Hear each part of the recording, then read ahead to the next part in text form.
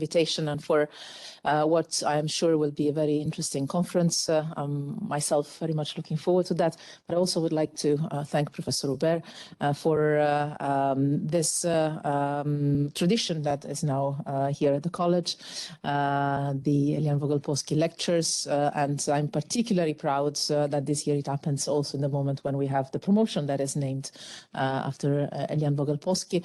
And I think that this is going to, and I'm also very grateful to you all for being in the room or connected, because I know this is in the middle of your exam session. So I know that it takes a special commitment and enthusiasm to take some time off your studying in preparation of the exams, even if I always tell my daughters, once it's done, more or less. The day before, there's not so much you can fix, but still, I know how it feels. So thank you also for joining this lecture that I think is going to be extremely important. For me, it is not only a good opportunity to listen to at least part of the conference and learn myself, but also it is an excellent opportunity to highlight the commitment and the policy of the college as such, because we are not only an academic institution. I like to say that we are also somehow contributing to the shaping of the European policy agenda, and we are ourselves somehow connected to the Brussels bubble and the European institution world in many ways, from the presence of our alumni in the institutions, and obviously to the fact that we are also having many visiting professors and many of us that have been working or are working in the institution. So I think that we have a responsibility, a duty, I would say, to set an example in practice, which is something that I hope we're doing more and more, but also to highlight the topics that we believe are particularly important to highlight in the political and academic agenda. And I think that in general terms, gender equality, but in particular the issue of equal pay is one of those topics that not only deserve, I would say, absolutely needs to be put on the agenda, because it is a matter not only of equal rights and fundamental rights, it's also a matter of having our economies and societies work better and more efficiently. So I think it is not to make a favor to anyone, but it's just to have a proper functioning of our systems. At least this is the way I see it, not being an expert on the topic. With this, I've been even too long for welcoming words, but I would just like to state this very loud and clear. I think that it is very important that as a college community, starting from myself, but to all of us, we take a clear stand and a clear, also visible position on the fact that gender equality and the equal pay issue is for us one of the most important topics to be addressed, and that we show it in practice also with the focus that we put in our conferences, in our courses, in our classes and lessons. And I know lots of student activities too, for which I'm very, very proud. So thank you so much for being this. Thank you also for inviting me to give the opening or the welcoming. I also see Professor Costa connected. Moi, c'est un plaisir d'avoir le directeur d'études aussi, de Paul. So with that, I leave probably to you the floor. Yeah, very briefly. Thank you so much. Good afternoon. Very nice to see that there's so many of you here, especially in this period of exams, etc.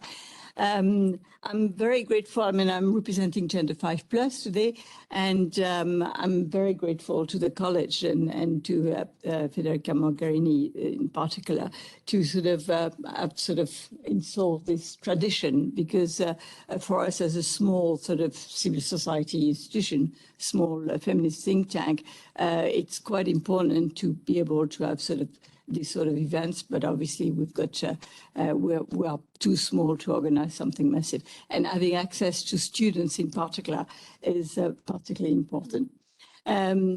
Just 2 words on Gender 5+. Why did we create the think tank? I'd been working myself in the commission in the think tank of the president for quite a while, and we were in touch with a lot of think tanks around in the Brussels Beltway, as we call it. It was very rare that the think tanks would sort of accept to have a gender perspective and I've always thought that to have a gender perspective meant that you could look at things in another way, right? And having ideas for transformative policies. So this is why we created this think tank. Why G5 plus? Because there were 5 of us at the beginning. We had sort of 5 main issues: the economy, the violence against women, the media, what else? Legal issues, and the environment. On top of that, we wanted to compete with the G8, G7, etc. So we thought G5 was a good thing. Anyway, one of our first sort of endeavor was actually when Eliane Vogel-Polsky died. It was the 13th of November 2000.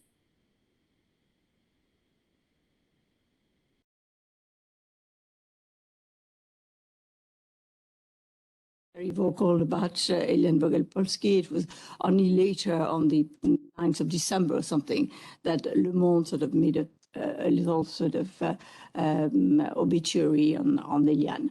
But at the time, I tried to sort of tell journalists, etc., that there should be something on her, because she had been really a remarkable sort of driver thinker, driver, etc., for European social policy in general and for gender equality in particular. I was asked to make a conference at ULB, realized that there was very few pictures of her, and we were sort of encouraged in Gender 5+ to make a film. From that film, which has been shown, etc., we've shown it in many places, and she's getting a little bit more known.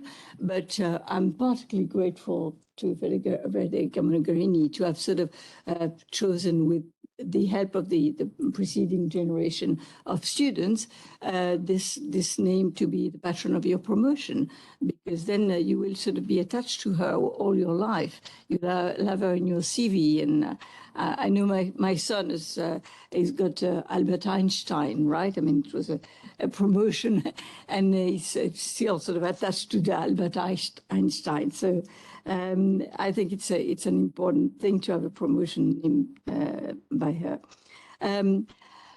Not to be too long, in Gender 5+, we do quite a bit of research on various issues. We take even stagiaires. We've got Victoire here, with our current stagiaire, who's working on the Conference on the Future of Europe. And we do sort of maintain a lot of links with academics.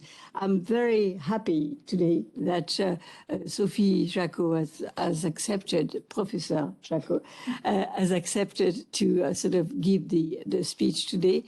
She's certainly one of the sort of deepest researcher on gender equality policy, the most prolix, and was really been an analyst, was really sort of given us in policymaking the eyes to sort of think things further. I mean, equal pay, of course, is one big issue. That was the issue in 1966, when there was the hairstyle crisis, and that women were going through the streets of Liège, sort of saying, we want Article 119, which was the article on equal pay.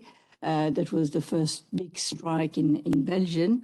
But there were strikes of women all over Europe at the time, because women were paid pin money. So they're not paid pin money anymore today. But I mean, still there is a 14% gap between the pay of women and men, and this is still problematic. This is linked to a lot of other discriminations. But without further ado, I think I will give the floor to Professor Jacot, to sort of give a lecture. Thank you. Thank you very much. And hi, everyone. Nice to see you. And thank you very much for inviting me here at the college. Thank you very much to Federica Mogherini. Thank you to Agnès for thinking about me for this lecture.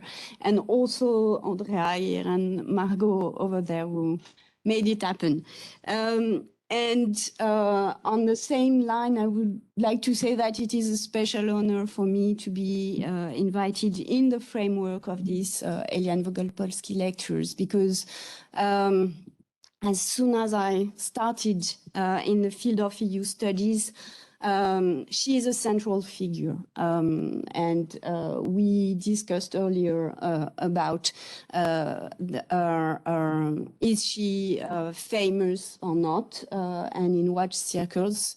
For my part, she was always there in a way. Whether I worked on strategic litigation at the EU level, on the importance of expertise, on EU lobbying also, of course. And of course, when you work on gender and the EU, she's always there and very much important. And so she always comes back in my work in a way. And it has, in fact, been the case this last fall, because so I've been contacted by two researchers on gender studies, Isabelle Engeli and Amy Mazer, and they asked me to join a collaborative project that they have initiated, which is called Gender Equality Policy in Practice. And the aim of this project is to analyze the outputs and the outcomes, the results of all the many programs that have been launched worldwide. The project is really a big one. And these projects aimed at promoting gender equality since a few decades.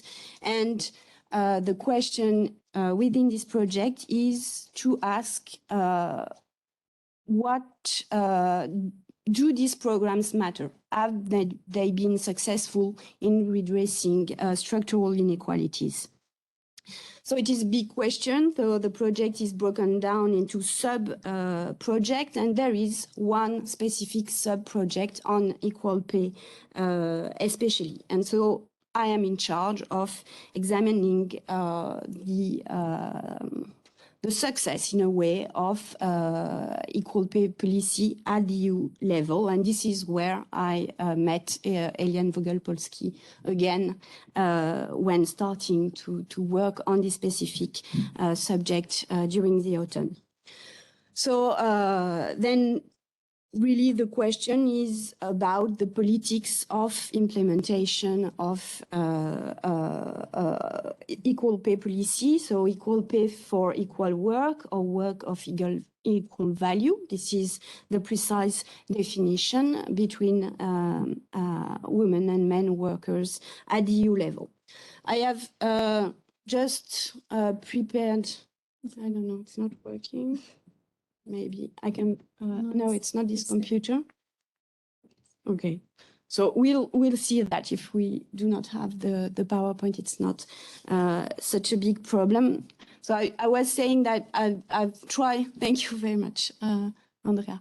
Yes, you have the main question here and a few pictures, which, thank you, which are here to illustrate in a way I've tried to think about the set of reasons that can explain why I've chosen to tackle this specific subject with you today, because it is only one part of my work. So the first one is it was mentioned by Agnès, the importance first, the historical importance of the issue. You see here the original Article 119, which introduced equal pay into the Treaty of Rome. So it is an important subject from a historical point of view, but also it is a foundation of the EU for legal reasons. You see that here, economic, political, but also I think from an identity point of view.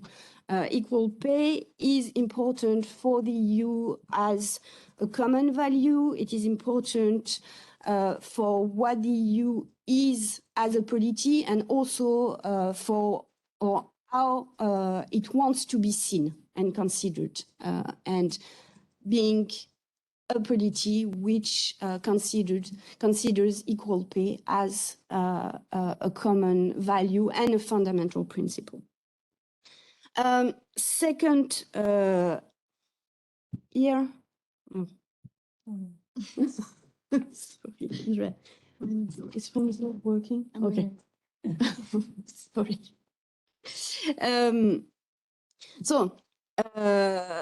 Second reason is, yes, sorry for the WebEx, but what you have here in the frame on the wall, and I've taken an image from your website, and of course you are the Eliane Vogel-Polsky promotion.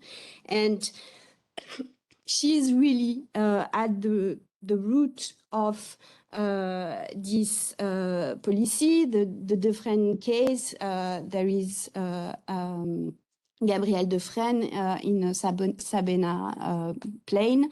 Also here, it is really thanks to the second Defresne judgment in 1976 that equal pay became a principle of the European community at the time, and also that it obtained the status, or where she obtained the direct effect of equal pay, allowing every woman European citizen to go in front of the national courts with equal pay requests. Third, I don't know, should I wave at you? Sorry. Thank you, Andrea. So third reason is the one you have. You don't have to read it. It's not important, but it is a press release from March 2021. And it is to remind you that the issue of equal pay is timely, because you have actually this proposal for a directive on the application of equal pay through measures of pay transparency, which is on the negotiation table of the Council and the European Parliament. Okay, so the Parliament and the Council have both settled their position, and they will enter now into negotiation together. And finally, the fourth reason. No, it's just the graph. Okay. Margot will change the slide. Yeah, okay. Thank you, Margot. So the fourth reason is, and you have here a graph of the level of the gender pay gap. So equal pay is a major public policy problem, and as students, as future young workers on the labor market, you are concerned directly with this. So you know certainly that 2022 has been decided to be the European Year of the Youth. And so on this occasion, and I thank really Agnès for drawing my attention to this, the Commission published a specific study on the gender pay gap among young workers. So it shows, and it is quite small. I have underlined in the black box in the middle the EU average. But the general gender pay gap, Agnès mentioned it, is 14.1%. And for the young category of workers, 25 to 29, it is a 7% gap. So even before the first pregnancy, the first career breaks, there is a 7% gender pay gap among the workers. So it means that for you, once, the young woman here, once you are graduated, you will start your professional career on the EU labor market, experiences this amount of discrimination. And this discrimination will double as you grow older, as you experience career breaks, as you bear even more the burden of unpaid care work. And finally, when you reach, well, if nothing changes, when you reach 65, this gap will double again, since you will receive a pension which on average will be 29% lower than that of men. Okay, so these were my reasons to try to convince you of the interest of the issue. So Margot, if you can go to the next one, thank you. I will, yes, maybe I could have waited a little more, whatever. So I come back with what I'm going to present to you today on the implementation of equal pay at the EU level and the results. So I will first tell you a few words here on what I've called the paradox of equal pay at the EU level, and something that has been designated as a continuing source of sorrow by many experts. This phrase, I think, is it is important, and it embodies something of the relationship of the EU to the gender pay gap, especially. So a continuing source of sorrow being the EU equal pay policy. After that, I will try to give you some explaining elements about this persisting failure to close the gender pay gap since the last 15 years. So paradox, as you see here on the left side of the slide, I have just summed up very quickly all the different policy instruments that the EU has mobilized in order to tackle the question of pay discrimination at the EU level. And what we see is that this issue is in a way almost over-regulated at the EU level, meaning that all the possible instruments, primary law, secondary law, there is also an important case law, but soft regulation also, all the instruments that the EU has in its power to regulate the issue are here and have been mobilized, and have been mobilized since the very beginning, since Article 119 in 1957. So the regulation of this issue is long-standing at the EU level. It is rich. There is a large, diverse panel of policy instruments. However, and it is the right-hand side of the slide, the difficulty to ensure the implementation and the successful implementation of what is, as I said before, a fundamental principle of the EU. So this difficulty to implement the principle, it is as old, almost as old as the principle itself. And I don't know if you've heard about that, but in 1961, there was the passage to the second stage of the common market, and it stumbled over the issue of the implementation of equal pay. There needed to be a political agreement on the 31 of December 61 to accept for the member state to accept the beginning of the second stage of the common market, despite lack of implementation of Article 119.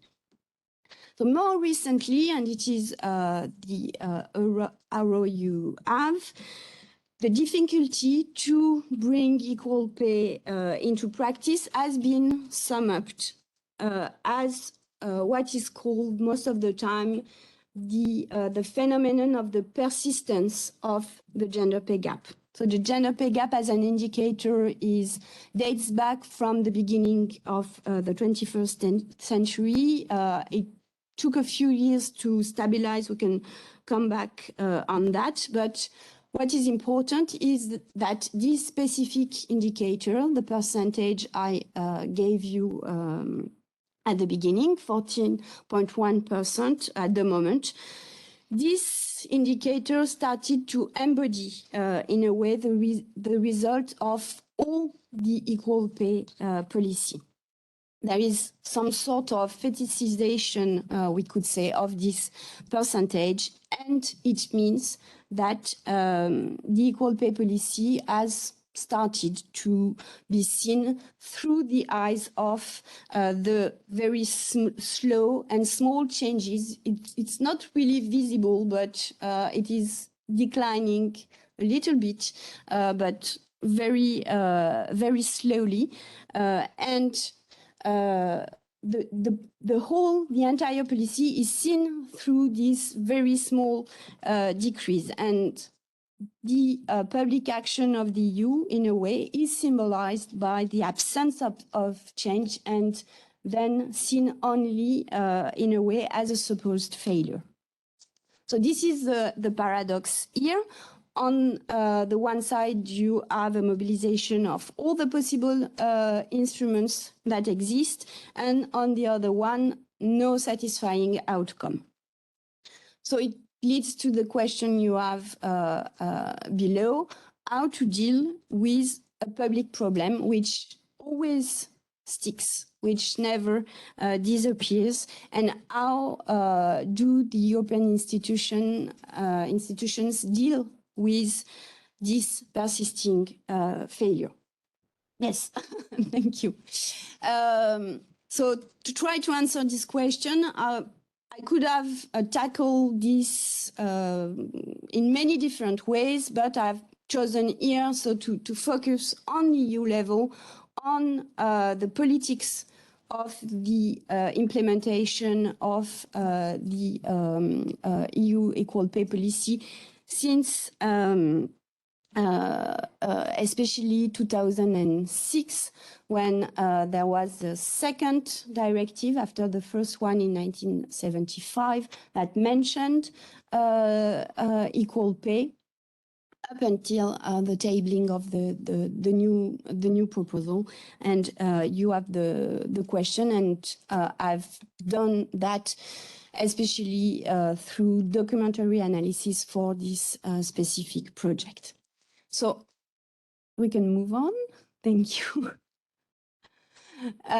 So this is the moment where I try to wrap all this and let you know what I think we can make about the analysis of what happened between 2006, the most recent directive, and 2021, when the policy solution that was chosen was to propose a new piece of legislation.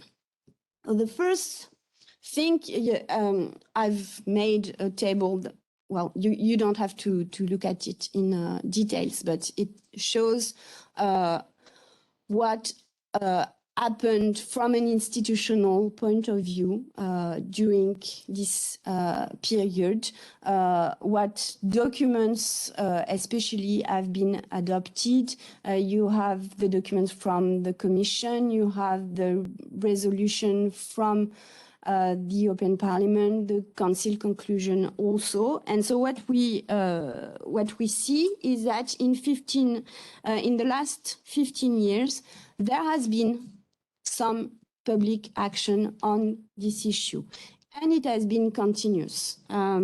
Legal instruments are adopted.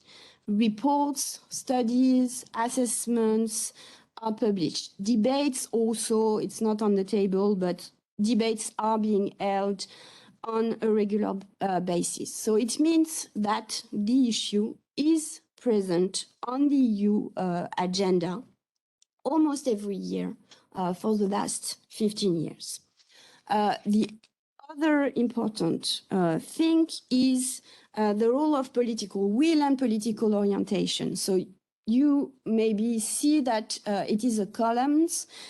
I have chosen to break down the table according to the different commissions and commission mandates, because the political factor is important, and also to underline the fact that the issue is not dealt with in the same manner or with the same intensity all the time by the different commission, and it depends of their different level of commitment to gender equality promotion and commitment to the fight against discrimination. So we can come back to that more in detail afterwards. Yes, the next one. Thank you. The third point, I'm trying to not to be too long, is the importance of the policy instruments and the fact that policy instruments are not neutral technical devices. They have a political role, they have a political signification. And equal pay is really illustrative of this general phenomenon.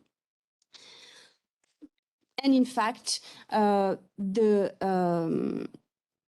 way the EU should try to reduce the gender pay gap using what kind of instruments has been a very conflictual question since day one after the adoption of the 2006 recast directive. Should the measures be binding or not binding? What should be the degree of constraints, etc., etc.? These are the questions that are really at the center of these questions about the choice of policy instruments. So what we can see here is the fact that progressively the degree of constraints that is chosen has risen. And it started from mainly soft law measures, recommendation, exchanges of good practices, for example, to what we have now, that is to say, a proposal for a directive. And this is the discourse of the strengthening of the principle of equal pay, that is the more or that has become the louder one in a way. It means also that the issue of pay transparency as an innovative or good solution to the problem of equal pay has been on the rise too, because also it is a question that is seen as it can be something that can be legislated upon in a way. So it fits with this framework, and it became a sort of magic solution in a way. Another important point with regard to the instruments concern the orientation of the instruments, the phrasing, what is the range of the instrument chosen. And here you have two different positions which are advocated by two different groups of stakeholders. So first you have what we can call a substantive conception or understanding of equal pay. With this conception, the gender pay gap is seen as being the result of structural inequalities.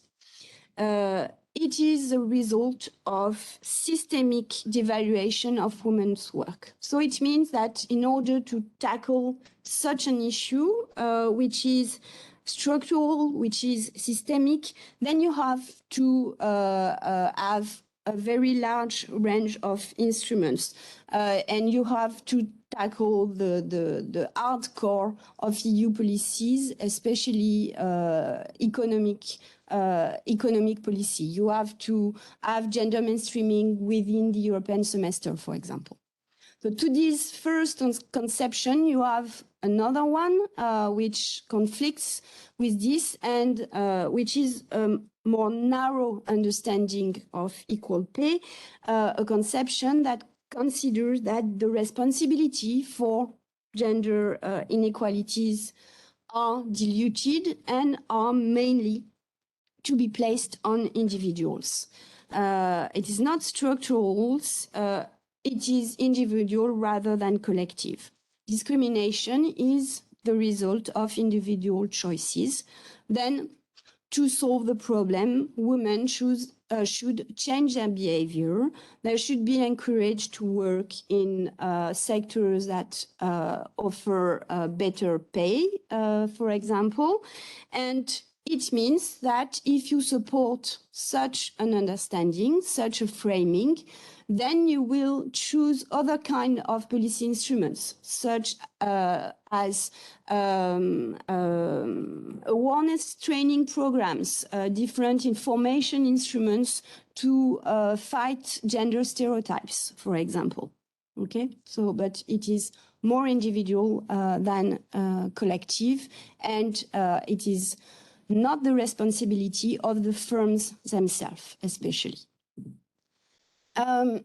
Then the fourth point considers the issue of the inclusiveness of the policy process.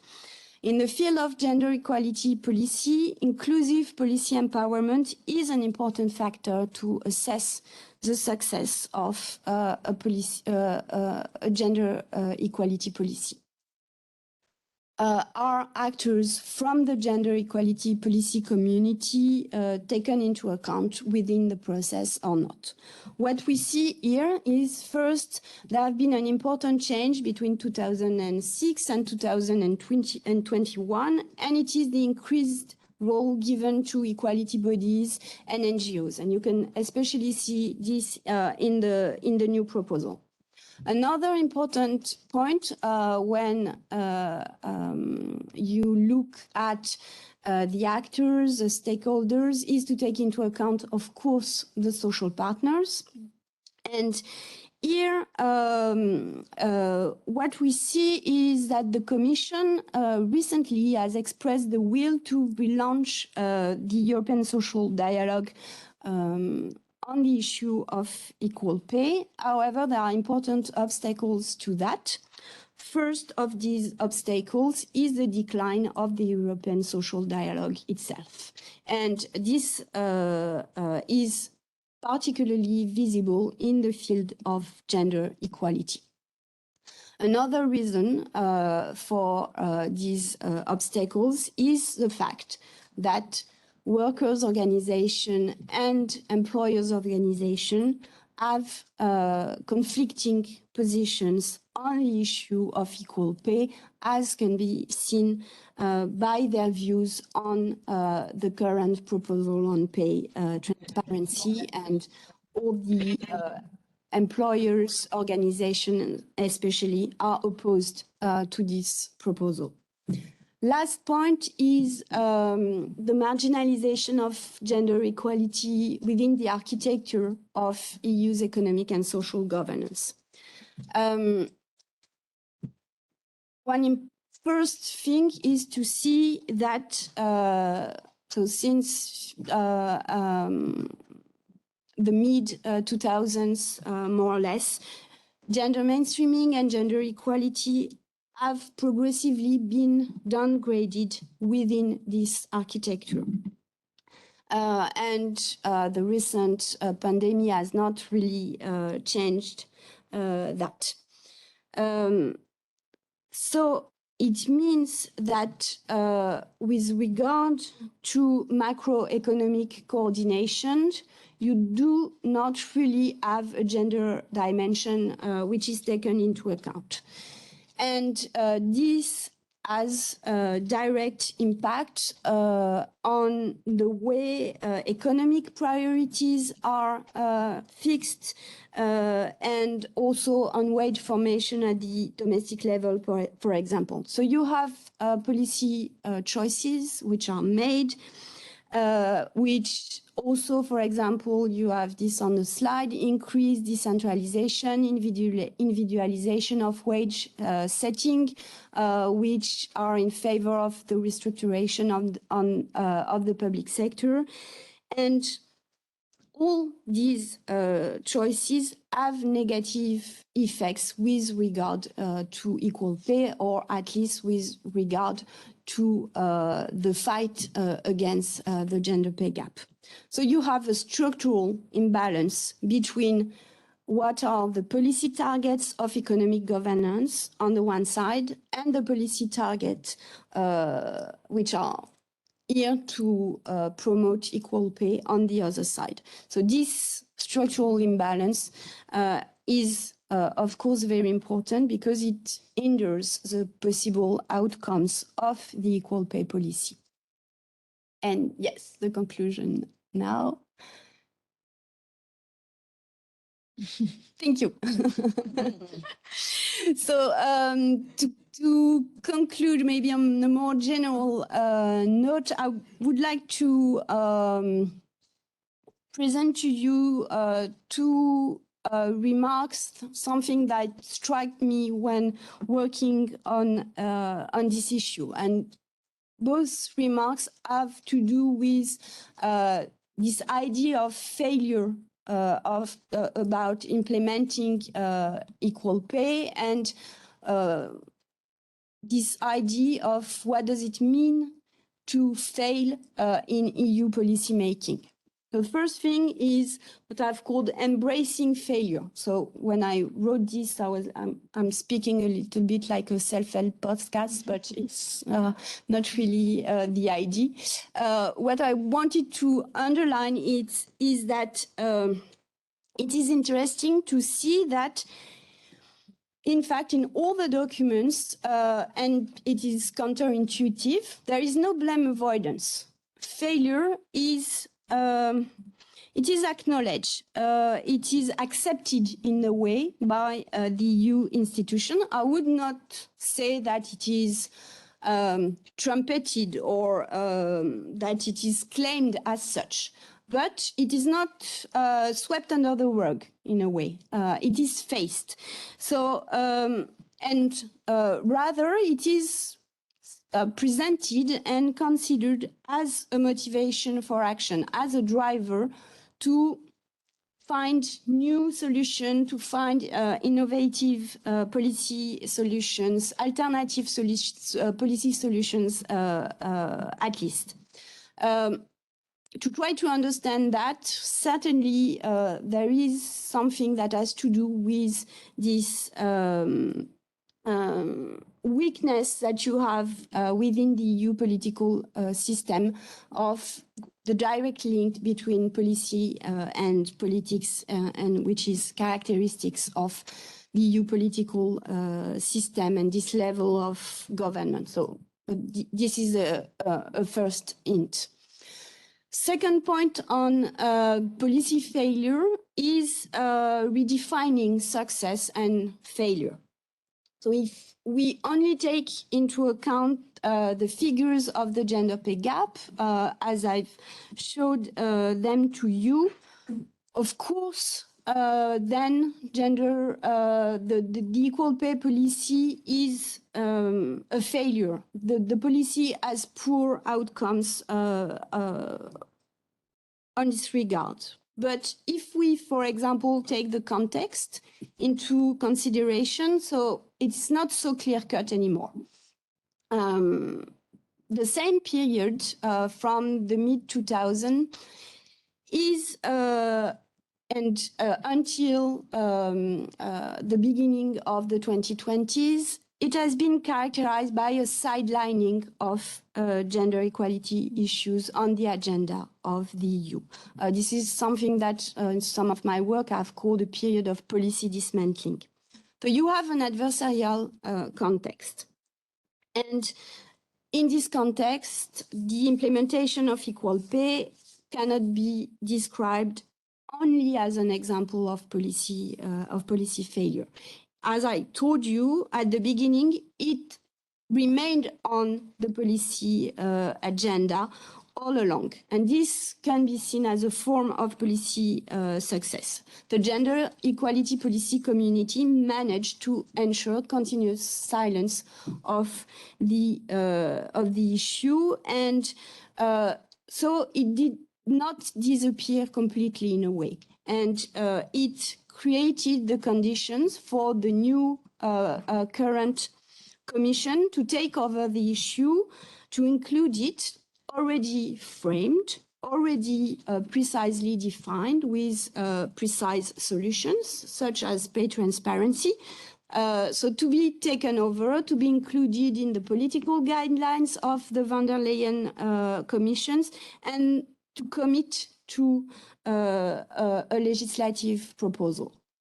And within, this is the very last point, within this process of maintaining the issue on the agenda and ensuring continuing political attention, one actor plays a specific part as a gender equality actor, and this is the European Parliament.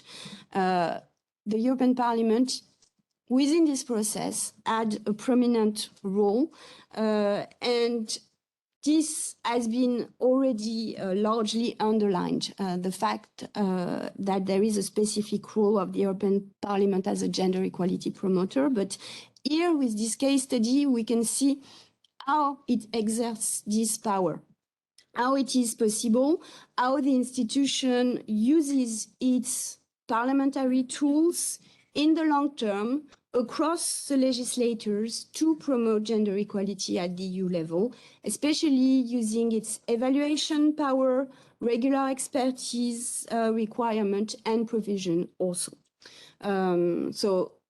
This is a window to understanding how the European Parliament, in a way, is important within this process. Yes, and that's it. Thank you very much. And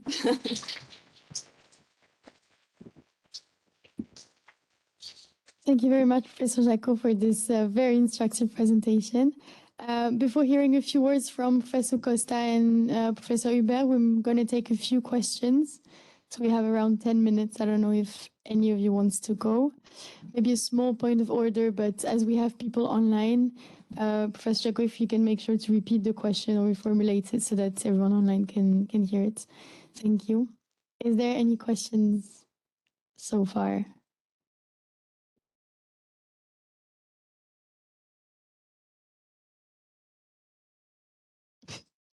Okay. Yeah. Good. You were talking about two visions of considering so substantive and a narrow one. Do you believe that the Equal Pay Transparency Directive is rather part of the narrow vision, since it basically puts the responsibility on women to ask for their firm for different kinds of information and to be sure whether they're equally paid or not? Or do you think that actually gives it how can I say it? It makes firms accountable for actual equal pay for their employees. Yeah. Thank you. Should I answer right now? Well, if you Yeah. can reformulate. Okay, yeah, sure.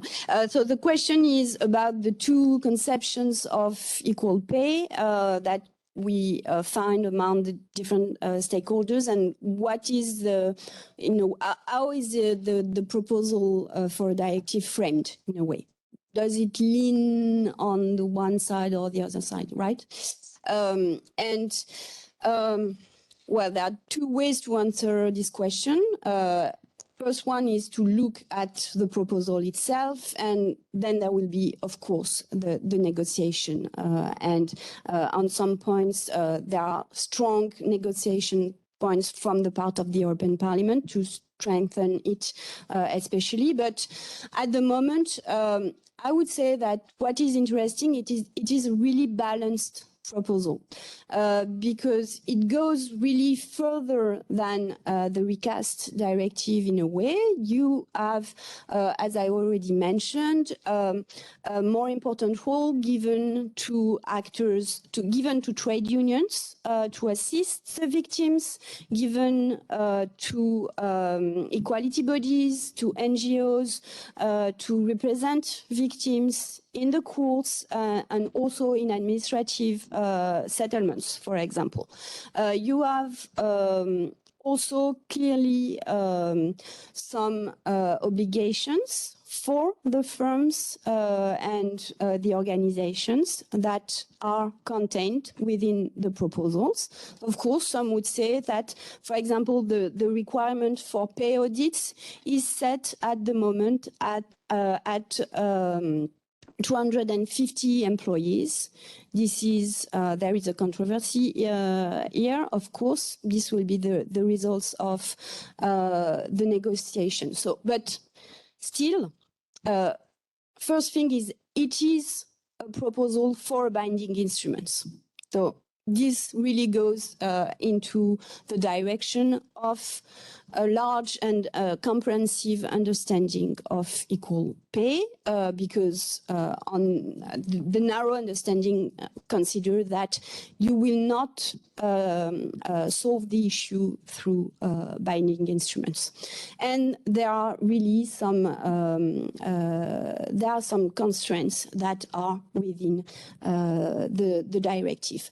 But of course, you find whether in the directive proposal or, for example, in the last gender equality strategy of the Commission, a large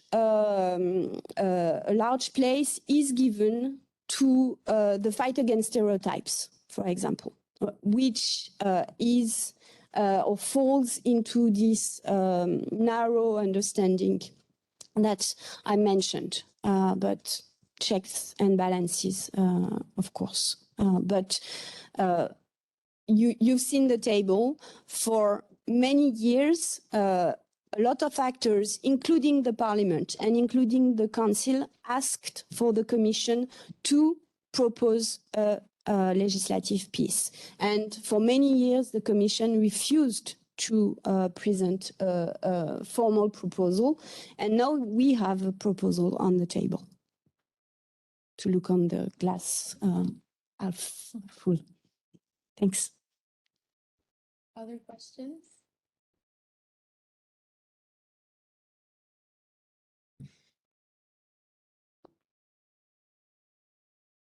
Maybe I have one then. Maybe I just have one question about the role of social partners that you talked about. How, like what, I was just wondering what type of actors were included in that sort of social dialogue. Is it big NGOs? Is it sort of more radical, critical partners? Is it firms? How did it change also the outlook of the European institutions on the strategies and pieces of legislation that they propose? Like, did you see anything substantive, or was it really a sort of open method of coordination, sort of discursive outlook on things? Thank you, Andrea. Well, so I'm not sure, when referring to the social partners, it is really the formal treaty-defined European social partners and the European social dialogue also treaty-defined. And this is what I was referring to. And this is also really what is problematic, the fact that the European social dialogue is in a poor shape at the moment at the EU level because of the fact that it's not so much, well, maybe there will be a change of view from the Commission on this issue, but in the last years, the Commission did not promote the European social dialogue so much, but also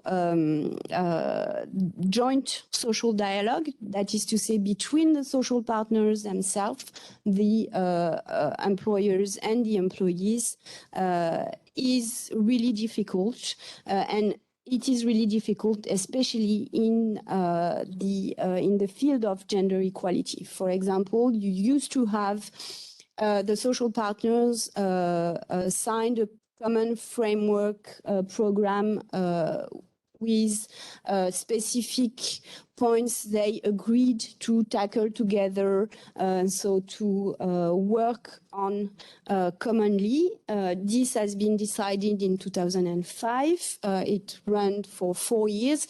Nothing more has been agreed upon since.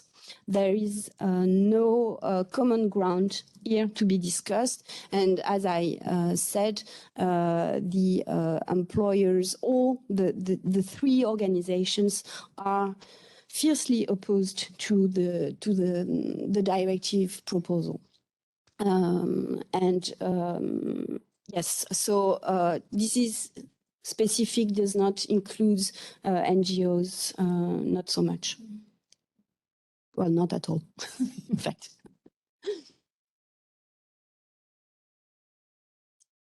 Any more questions before we pass on the floor to Professor Costa? No? Okay, we proceed. All right, then, Professor Costa, thank you so much for joining us in this conference and also for supporting the conference. Would you like to give a few words of conclusion? Oh, yeah, for sure. Thank you so much. Maybe I have 3 remarks. The first one is that the official history of the EU does not leave enough space to women. Things are changing, and I'm sure that the history people will tell about what is happening currently in the EU will be a bit different. But when we look back in the past, there is not that many founding mothers. And Eliane Vogel-Polsky is one of the founding mothers, but not one which is very well known. And it's really great that this promotion is named after her, because she really deserved it. She did not draft treaties, but she had a major contribution to European integration by putting social question on the EU agenda when no one wanted to do that. And maybe it's more important that some aspect of institutional design, or at least citizens care more about social policy than institutional design. Last year, the simulation game we're organizing in Paul was about gender equal pay. And so during the whole year, all the students, all the promotion has been working on that issue. And I'm very proud that the professors have decided to choose that topic, because then we have 100 guys and girls in Brussels who know everything about the legal context that was discussed by Sophie. And also the arguments on both sides and the reality of that gap. And I think it's very important to think more about that. My second remark is that we academics are very often quite frustrated about the impact of our work. We keep writing papers that are only read by colleagues and sometimes students who are forced to do that. But other scholars like Sophie Jacot, they have a chance to make a difference. And I'm a bit jealous about that, because they're providing an objective view on the state of play on a very important policy like gender policies or the gender pay regulation. And they give indication to civil society organization, to media, but also to policymakers. And Eliane Vogel-Polsky was that kind of person, being active during her whole life, both in the academia and towards public authorities, using her academic knowledge to make policy changes and using her knowledge of policies to conduct a research. My third remark is that today policies like equal pay are absolutely crucial for the future of Europe and its legitimation. Citizens, they don't care about institutions. Look at the result of the conference on the future of Europe. There is basically nothing on institution, and citizens who are involved in the panel or the platform, they are focusing on policies, on actions, on regulation, and they are expecting more of that. Maybe not the big policies that are provided by the EU after discussion behind closed doors that are mainly for the markets and companies, but more bottom-up policies that are connected to the day-to-day experience of people. And the issue of equal pay is something everyone can experience, or having friends or a partner that is experiencing that. And so I think that in the future, if we want to some sort of reconciliation between the citizens and the EU, we need to move far more on policies, on social policies. So not to take too much of the time, I would like really to thank Sophie Jacot for accepting this invitation and for a fascinating lecture. Thank you also, Agnès.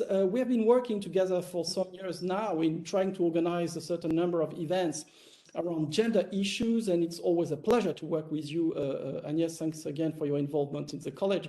Thank you to Andrea and Margot for the organization of the event, and thank you to the rector, who's always very supportive when we try to take such initiatives. Thank you very much, Professor.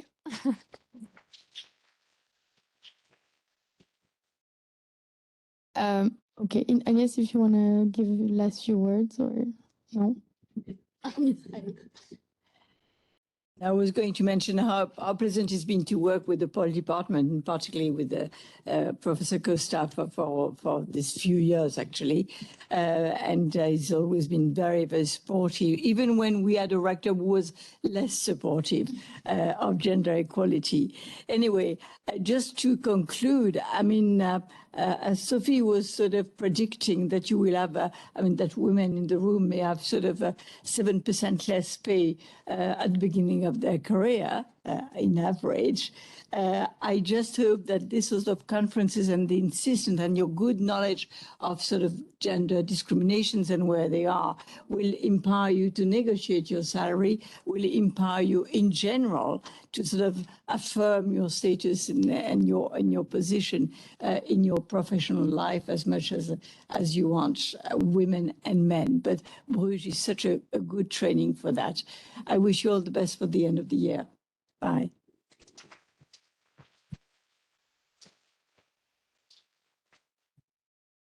All right, thanks for coming.